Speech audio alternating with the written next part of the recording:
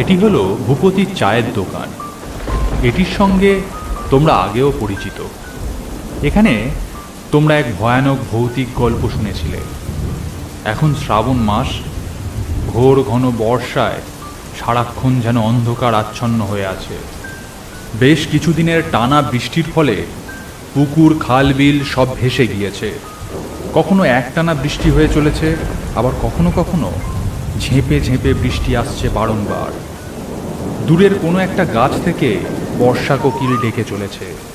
আজ দিনটা শনিবার, সকাল থেকেই আকাশের মুখ ভার এবং তার সাথে চলছে বৃষ্টি। কখনো মুষলধারে, আবার কখনো বা ঝিরঝির করে এক নাগাড়ে বৃষ্টি হয়ে চলেছে। বিকেলের দিকটা একটু বিশ্রাম নিয়ে এই সন্ধ্যে থেকে আবার বৃষ্টি শুরু হয়েছে। কিন্তু যতই বৃষ্টি হোক আর যতই যাই হোক, বাড়িতে কতক্ষণ আর বসে থাকা যায়? আমাদের মতন গোপ্যের লোকেদের পক্ষে বাড়ি বসে থাকাটা খুবই কষ্টকর ব্যাপার। ভূপতির চায়ের দোকানে এসে গল্প আড্ডা না করলে যেন দিনের শেষে মনে শান্তি পাওয়া যায় না। আজও সন্ধ্যার পর অনিল আর আমি গিয়ে হাজির হলাম ভূপতির চায়ের দোকানে। গিয়ে দেখলাম তুলসী কুঁড়ো আগে থেকেই সেখানে বসে আছে। আমরাও গিয়ে একটা বেঞ্চ দখল করে বসলাম। চারিদিকে সন্ধ্যের অন্ধকার ঘন হতে শুরু করেছে। তার মধ্যে ঝিরঝির করে একটানা বৃষ্টি হয়ে চলেছে। মাঝে মধ্যে নীলচে আলোর রেখা জেগে উঠছে আকাশের বুকে। খুব চাপা স্বরে মেঘ গর্জন করছে। খানিকক্ষণ বসে থেকে ভূপতিদার উদ্দেশ্যে বললাম, ভালোই বৃষ্টি লেগেছে, কি বলো ভূপতিদা? তার নতুন কি বলো বাবু, বর্ষাকালে তো বৃষ্টি হবেই, আর এটাই তো স্বাভাবিক। তা ঠিক, বর্ষাকালে বৃষ্টি হবে, গরমকালে গরম হবে, শীতকালে শীত। তবে এখন দিনকাল যে হারে পরিবর্তন হচ্ছে, তাতে গরমের সময় অতিরিক্ত গরম, বর্ষাতে অতিরিক্ত বর্ষা, শীতে অতিরিক্ত শীত। এর ফলে মানুষের শরীর, চাষবাস সমস্ত কিছুর ওপর তার প্রভাব পড়ছে। তা ভাই, প্রকৃতির আর দোষ কি বলো? মানুষ যেভাবে নিষ্ঠুর হয়ে যাচ্ছে, প্রকৃতিও নিজেকে ঠিক সেইভাবেই তৈরি করছে। তা ঠিক, যেভাবে চারিদিকে খুন, রাহাজানি, ধর্ষণ হচ্ছে, কিছুদিন পর পশুকে বোধহয় মানুষের থেকে উঁচু স্থানে বসানো হবে। এমন সময় তুলসী কুঁড়ো খুক খুক করে কেশে বললেন, সামান্য কটা টাকা, সামান্য কিছু লোভ, সামান্য কিছু প্রতিপত্তি অর্জন করার লোভে আজ মানুষ নিজের আত্মাকে তুলে দিয়েছে শয়তানের হাতে। তা ঠিক খুঁড়ো, তোমার সব কথাই সঠিক। তবে একটা কথা আমি মানতে পারলাম না। তা কোন কথাটা মানতে পারলি না শুনি? এসব আত্মা ফাত্তা বলে কিছু নেই। মানুষ যা করে নিজের সজ্ঞানেই করে। আত্মা আলাদা করে শরীরের মধ্যে আছে নাকি? একটাই শরীর, সেই শরীরের প্রধান হলো মস্তিষ্ক। সেখানেই যত নোংরা আর বদমাইশির খেলা। শরীর তো রক্ত মাংস দিয়ে গড়া, একটা জামা কাপড়ের খোলসের মতো। নিজস্ব বা আমার বলতে যা বোঝায় সেটাই আত্মা। না খুঁড়ো, আত্মা বলে কিছু নেই। মানুষের মাথাটাই হচ্ছে আসল বস্তু, আর বিজ্ঞানও আমাদেরকে তাই বলে। তোদের এখন জোয়ান বয়স, আত্মা, ভূত, ভবিষ্যৎ তোরা মানতে যাবি কেন? যদিও আত্মা আছে, এ কথা তুই মানলেও আছে, আবার না মানলেও আছে। তা দাদাবাবু, খুড়োমশাই ঠিক কথাই বলছে। ভগবানকে কি আর অমান্য করা চলে? একদিন তো তার কাছেই যেতে হবে সবাইকে।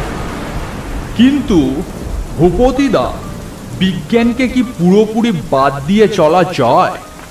বিজ্ঞান যা বলে তা কি পুরোপুরি মিথ্যে? পৃথিবীর যা কিছু জানা গিয়েছে সবই তো বিজ্ঞানকে ভরসা করে। বিজ্ঞান কতটুকু জানে তোদের এই বিজ্ঞান? যেটুকু জানে তার বাইরে এমন অনেক জিনিস আছে যা বিজ্ঞান কোনোদিন বুঝতে পারেনি, আর আগামী কালও বুঝতে পারবে না। তোদের মতন ছোকরা এ যুগে আছে, আর আমাদের যুগেও ছিল। এমনই এক ছোকরার ভয়ঙ্কর গল্প আজ তোদের বলি শোন। তখন আমরা ছেলে ছোকরা বলতে যা বোঝায় তাই। আগে বাংলাদেশে কিছুটা এরকম প্রচলন ছিল যে ছেলে বড় হলে সে পড়াশোনা করলে করুক, না করলে চাষবাস করুক, ক্ষেত খামার দেখাশোনা করুক। কিন্তু আমাদের কিছুটা আগে থেকে এরকম প্রচলন হঠাৎ উঠে গিয়ে একটা শিক্ষার প্রসার শুরু হলো পুরো বাংলায়। ছেলে একটু বড় হতেই তাকে মাস্টার মশাইয়ের বাড়িতে কিংবা স্কুলে পণ্ডিত মশাইয়ের কাছে পাঠিয়ে দেওয়া হতো শিক্ষা গ্রহণ করার জন্য। কারণ মানুষ ধীরে ধীরে বুঝতে শুরু করেছিল শিক্ষাকে তারা যত এড়িয়ে যাবে ততই জীবনে চলার পথে নানান সমস্যার সম্মুখীন হতে হবে। তাই ঘরে ঘরে ছেলেরা বড় হতে তাদের পড়াশোনার মধ্যে ঢুকিয়ে দেওয়া হলো। তারপর তারা একের পর এক পড়াশোনার গণ্ডি পেরিয়ে এগিয়ে চলল। গ্রামগঞ্জের গরিব ঘরের ছেলেরা কিছু কিছু ম্যাট্রিক পেরিয়ে নিজেদের পড়াশোনা বন্ধ করল। আবার কেউ কেউ তার আগেই পড়াশোনা থেকে সরে এলো। আবার কেউ সমস্ত কিছু পেরিয়ে কলেজের গণ্ডিতেও পা দিল। আমি ছিলাম এরকম একজন, যে কিনা অনেক কষ্ট করে পড়াশোনা শিখে কোনো মতে কলেজের গণ্ডি গিয়ে পৌঁছেছিলাম।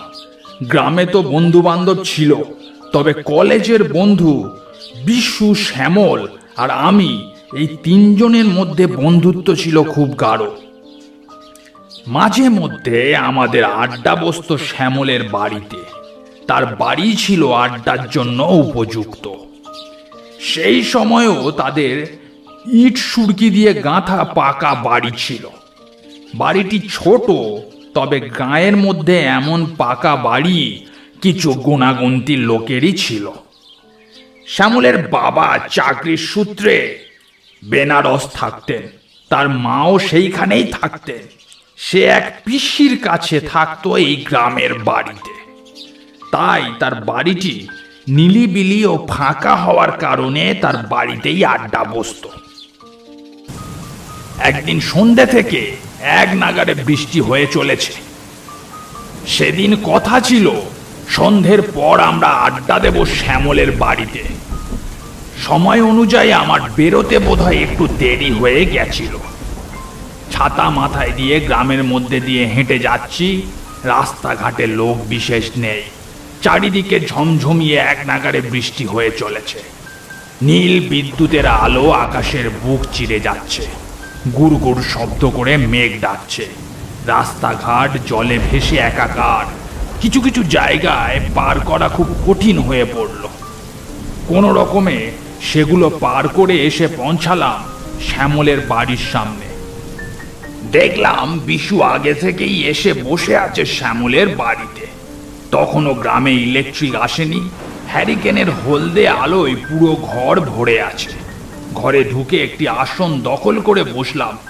শ্যামলও তার নিজের আসনে বসলো। পিসিমাকে চা দিতে বলেছি। তা ভালো করেছিস। ভিজে গিয়ে হাত পা ঠান্ডা হয়ে গিয়েছে। একটু গরম চা পেটে না পড়লে আবার শরীর চাঙ্গা হবে না। এই পর্যন্ত কথা বলার পর আমরা নিজেদের মধ্যে নানান রকম আলোচনা করতে লাগলাম। তারপর শ্যামল উঠে দাঁড়িয়ে বলল, তোরা বস, আমি চা নিয়ে আসি। এই বলে সে ভেতর বাড়িতে চা আনতে চলে গেল। খানিকক্ষণ পর হাতে একটা থালার উপর 3 কাপ চা ও 1 বাটি মুড়ি নারকেল মাখা নিয়ে ফিরে এলো সে। এই যে আমাদের চা টিফিন এসে গেছে, চল তাড়াতাড়ি খেয়ে শরীরটা একটু গরম করে নে। এই বলে শ্যামল নিজের আসন আবার দখল করল এবং আমাদের গল্প চলতে লাগলো ধীরে ধীরে। এবং তার সাথে গরম চা শরীরে প্রবেশ করতেই শরীরও তরতাজা হয়ে উঠতে শুরু করলো। শ্যামল একটু ভীতু প্রকৃতির ছেলে। সে চা শেষ করে এ গল্প সে গল্পর পর হঠাৎ বলল, একটা কথা তোদেরকে বলবো ভাবছিলাম, কিন্তু তোরা কি বিশ্বাস করবি? কি কথা? চটপট বলে ফেলতো, আর বিশ্বাস করা না করাটা আমাদের উপর ছেড়ে দে। ঠিক আছে, শোন তাহলে। কাল রাত্রে খাওয়া দাওয়া করে বিছানায় শুতেই আমার দু চোখে ঘুম নেমে আসে। অনেকক্ষণ ঘুমিয়ে পড়েছি। হঠাৎ একটা বজ্রপাতের শব্দে আমার ঘুম ভেঙে বিছানায় ধড়মড় করে উঠে বসলাম। তারপর আন্দাজ করলাম রাত তখন গভীর। জানালার বাইরে এক নাগাড়ে বৃষ্টির শব্দ ভেসে আসছে। আমাদের বাড়ির পেছনের কাঁঠাল গাছটা নাকি একদম ভালো নয়। পিসি নাকি সেখানে বহুবার কোনো এক অশরীরীর অস্তিত্বের প্রমাণ পেয়েছে। তাই সন্ধ্যের পর থেকে আমরা ওই কাঁঠাল গাছের কাছে বড় একটা কেউ যাই না। আমার ঘরটা বাড়ির পেছন দিকে। ঘরের জানালা খুললেই কাঁঠাল গাছটা 9-10 হাতের মধ্যে দেখা যায়। তাই আমি রাত্রেবেলা জানলা বন্ধ করে রাখি। মাঝে মধ্যে গভীর রাতে জানলায় টোকা পড়ে। কাল আমি যখন বিছানায় উঠে বসলাম বাজের শব্দে, তার কিছুক্ষণ পর হঠাৎ শুনলাম জানলায় টোকা পড়ল এবং তার সাথে ভেসে এলো একটা পৈশাচিক হাসি।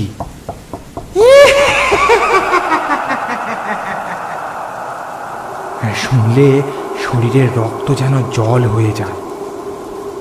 তারপর আমি আবার চাদর মুড়ি দিয়ে শুয়ে পড়লাম ভয়ে ভয়ে। তারপর রাতে আর কিছু হয়নি। এই ঘটনায় তোদের বলবো বলে ভাবছিলাম। তা হতে পারে, এমন ঘটনা তো কত শোনা যায়। এই ধর না, আমাদের বাড়ির পেছনের বাঁশবাগানটা, সেটাও নাকি ভালো নয়। সেখানেও বহু লোক বহু অলৌকিক জিনিস প্রত্যক্ষ করেছে।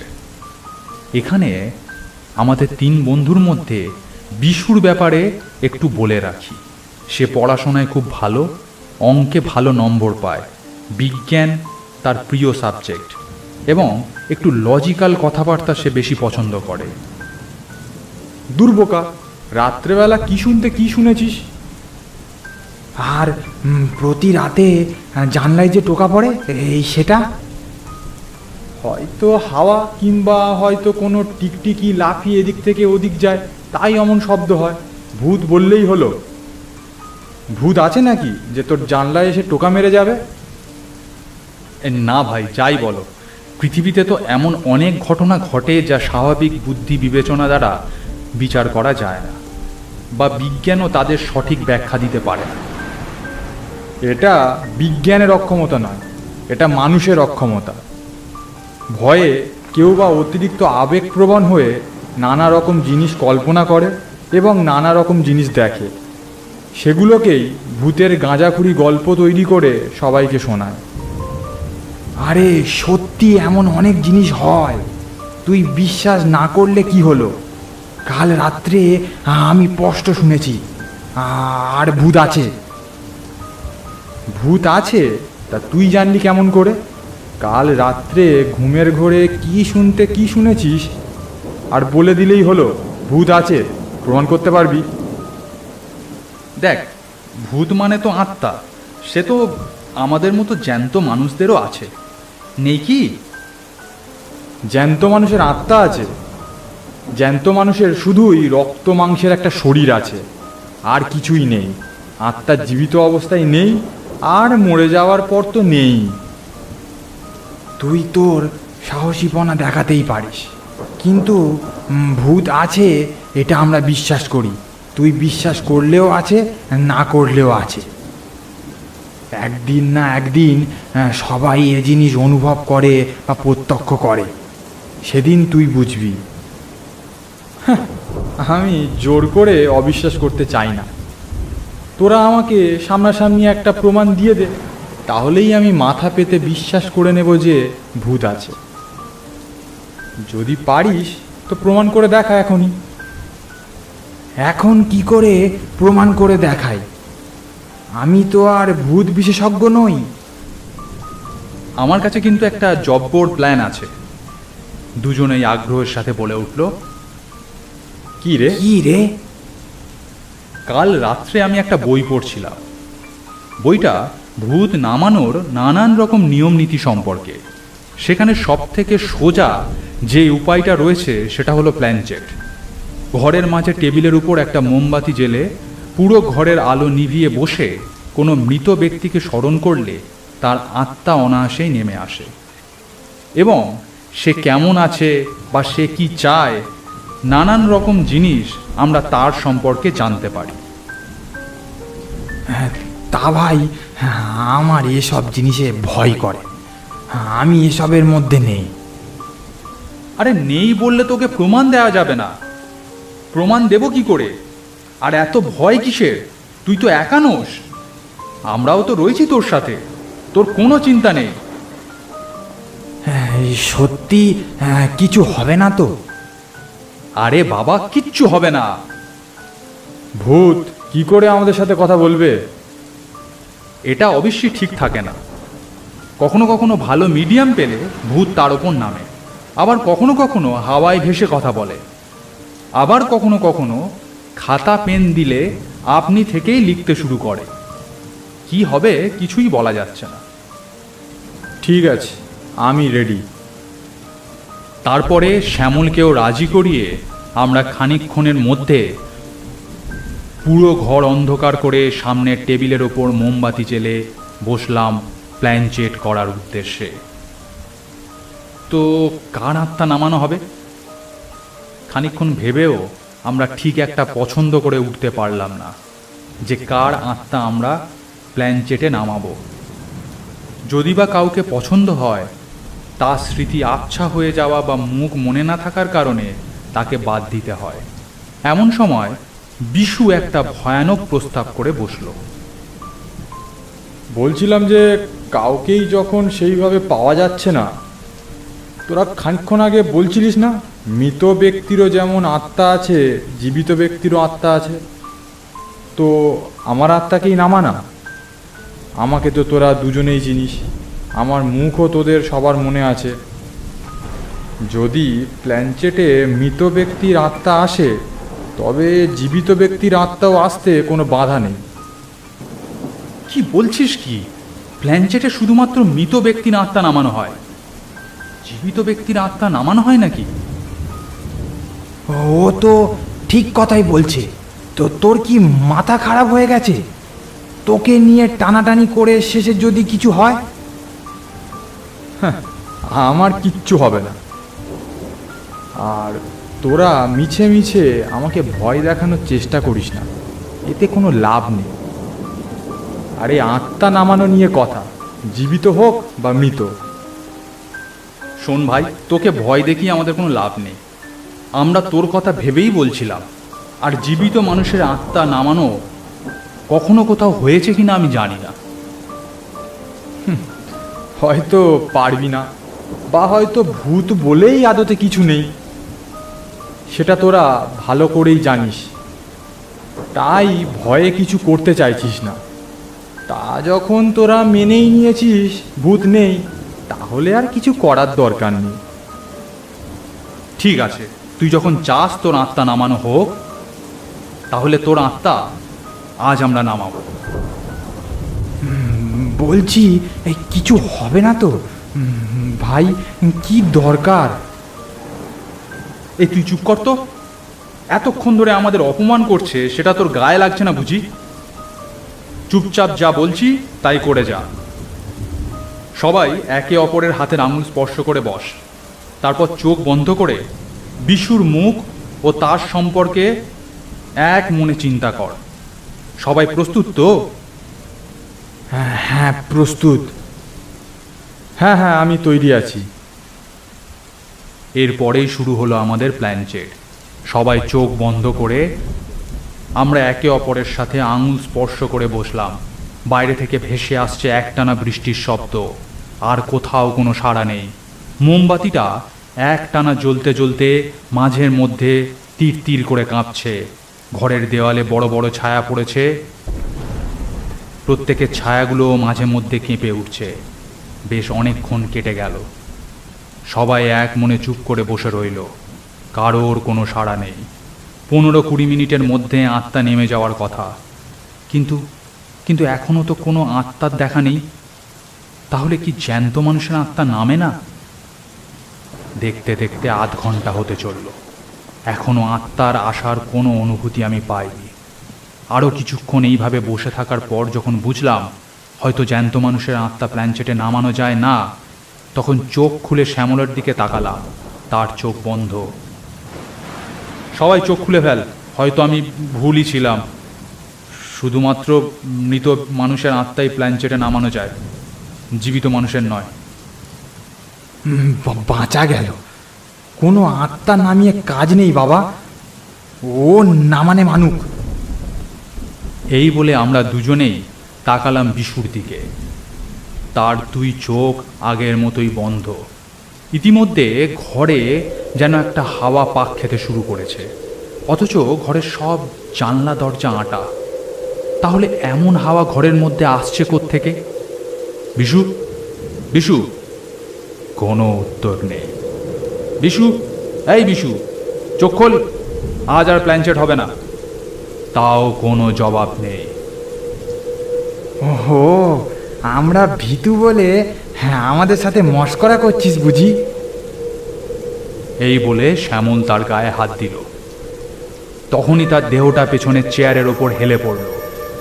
তার গাল হাঁ হয়ে গেল, চোখ তেমনই বন্ধ।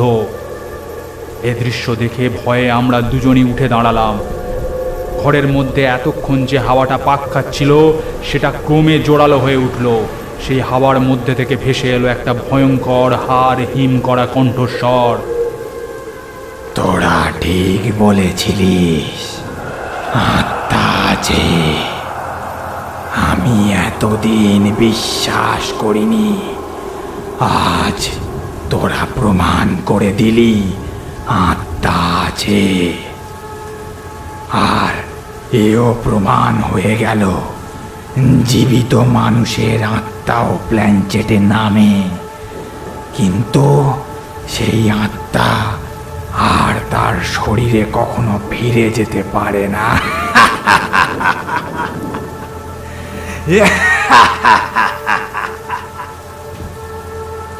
আমি তো আর ফিরতে পারবো না, তবে এমন বোকামো আর যেন কেউ না করে।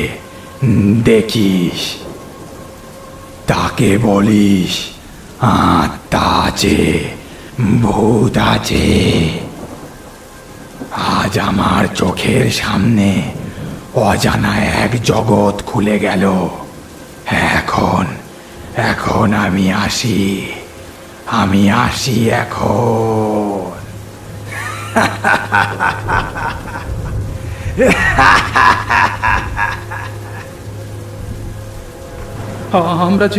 আমরা যে এই অবস্থায় কি করব তা ভেবে উঠতে পারলাম না।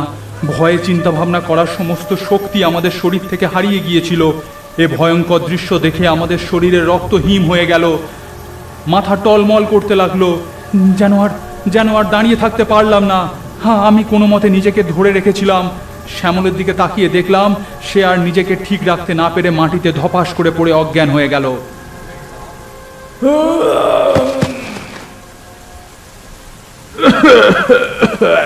তারপর সে কি হাঙ্গামা! লোককে বোঝাতেই পারি না কি হয়েছে। প্রথমটা বিশুর বাপ মা ভেবেছিল আমরা তার ছেলেকে খুন করেছি। পুলিশ এলো, লাশ ময়না তদন্তেও পাঠানো হলো। রিপোর্টে জানা গেল হার্ট ফেল করে মারা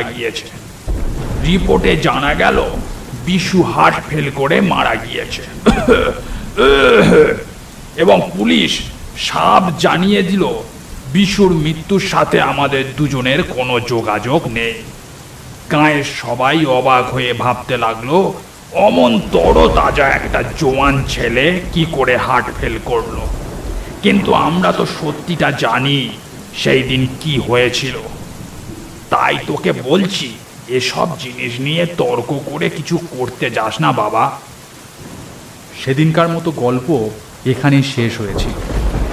তবে ভয় বা বিশ্বাস দুটোর একটাকেও আমি প্রশ্রয় দিইনি। তবে বয়োজ্যেষ্ঠ তুলসী কুঁড়োর বলা কথাগুলো আমি একেবারে ফেলে দিতে পারিনি। এরপর থেকে আত্মা থাকুক কিংবা নাই থাকুক, তার অস্তিত্ব নিয়ে কোনো কৌতূহল আমার মনে জন্মায়নি। গল্পটি ভালো লাগলে একটি লাইক করুন। এরকম আরও গল্প দেখতে চাইলে চ্যানেলটি সাবস্ক্রাইব করে পাশের বেল বাটনটি প্রেস করে দিন, কারণ ভবিষ্যতে এখানে আরও এরকম গল্প আসতে চলেছে।